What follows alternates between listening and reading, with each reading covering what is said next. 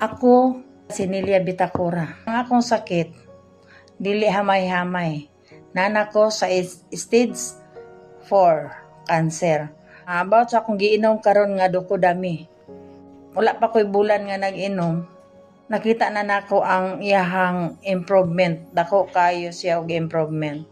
Sa wala pa ko nag-inom, mao ni ang resulta sa ako nga tutoy. So, pagsugod na ko ginom, D1, D2, D3, D5, mao na pud ni ang resulta sa ako ang tutoy. Og hantod nga naabot og D6, D7, hantod nga abot og 15, kini na ang resulta. Ang result niya mao ang mura na siya og napagas dayon nalaya ang katong nagpula-pula. Wala na ko pa-operahin mga higala ko. Until now, inom pa ko og duko dami kay sulod man sa 3 ka bulan. Pero naanak ko'y nakita nga 75% to 80% ang usaban sa akong tutoy.